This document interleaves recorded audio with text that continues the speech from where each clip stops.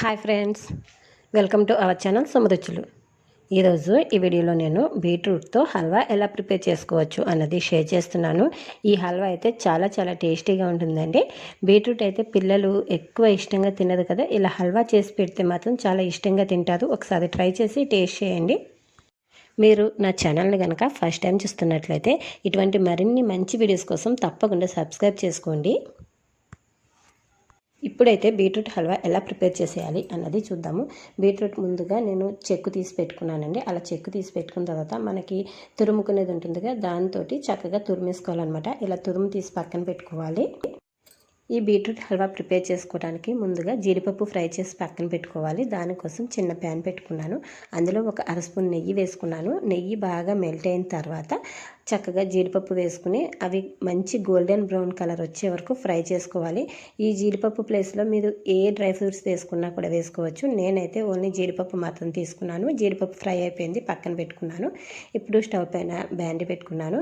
దాంట్లో ఒక 2 స్పూన్ల నెయ్యి వేసుకున్నాను. ఈ నెయ్యి అంతా కూడా బాగా మెల్ట్ అయిన తర్వాత మనం తురిమి పెట్టి ఉంచుకున్న బీట్రూట్ను ప్యాన్లో వేసేసుకుని చక్కగా ఫ్రై చేసుకోవాలి. ఒక 5 మినిట్స్ పాటు ఫ్రై చేసుకోవాలండి. ఈ బీట్రూట్ను మనం చక్కగా బీట్రూట్లో ఉన్న పచ్చివాసన అంతా పోయేదాకా ఫ్రై చేసుకుంటే మనకి బీట్రూట్ ఫ్లేవర్ అనేది ఎక్కువ రాకుండా హల్వా టేస్టీగా ఉంటుంది.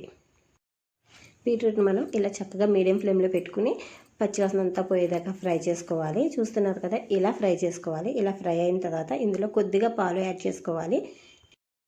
చూస్తున్నారుగా, ఇలా చక్కగా ఫ్రై అయిపోవాలన్నమాట. బీట్రూట్ అంతా కూడా మనకి చెమ్మ అనేది లేకుండా ఫ్రై అయిపోయి పచ్చివాసన అంతా పోయిన తర్వాత ఇప్పుడు దీంట్లో మనం పాలు యాడ్ చేసుకుందాము. పాలు అనేవి ఎక్కువ యాడ్ చేయని అవసరం లేదు. ఒక 5-6 స్పూన్లు యాడ్ చేసుకుంటే సరిపోతాయి.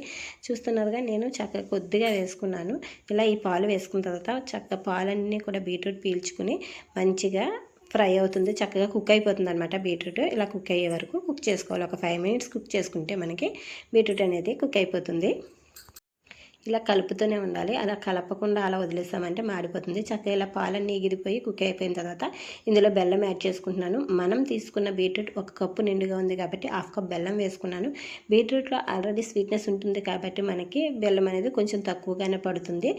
చక్కగా బెల్లం అంతా మెల్ట్ అయిపోయింది నాకు. ఇలా బెల్లం అంతా మెల్ట్ అయ్యి మళ్ళీ అదంతా కూడా పాకం వచ్చి దగ్గర పడే వరకు కలుపుతూనే ఉడికించుకోవాలి. చూసారుగా, ఇలా వాటర్ వచ్చేసింది బయటికి మనకి బెల్లం వేసేటప్పటికి.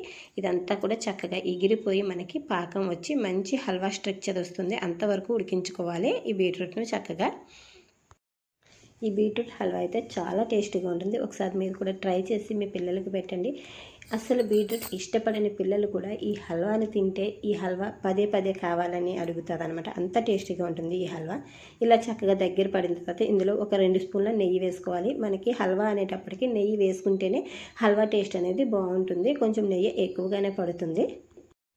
ఇలా నెయ్యి వేసిన తర్వాత స్టవ్ను మనం మీడియం ఫ్లేమ్లో పెట్టుకుని చక్కగా హల్వా అంతా కూడా దగ్గర పడి పాకం అంతా కూడా బాగా వచ్చేసి మనం వేసిన నెయ్యి అంతా కూడా హల్వా బయటికి వచ్చి మనం హల్వా అనేది బాండీ అంచులకు అస్సలు అంటుకోకుండా ఉండేలాగా వీడిపోతుంది. అంతవరకు వచ్చేలాగా మనం హల్వాని కలుపుతూనే ఉండాలి. కలపటం అయితే అసలు ఆపకూడదు, లేదు అంటే మాడిపోతుంది. కాబట్టి కలుపుతూ ఉండాలన్నమాట. ఈ హల్వా అయితే సూపర్ టేస్టీగా ఉంటుంది.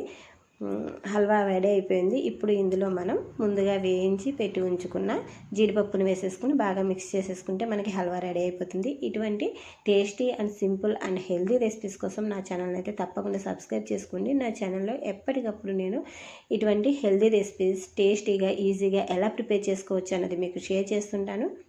ఈ వీడియో మీకు నచ్చినట్లయితే మీరు మీ ఫ్రెండ్స్ అందరికీ కూడా షేర్ చేయండి. అలాగే ఈ హల్వా మీ ఇంట్లో ట్రై చేసి టేస్ట్ చేయండి. తర్వాత టేస్ట్ ఎలా ఉంది అనేది నాకు తప్పకుండా కామెంట్ చేయండి. Thank you friends for watching my video. Share with your friends and family. Don't forget to subscribe my channel. Thank you very much friends.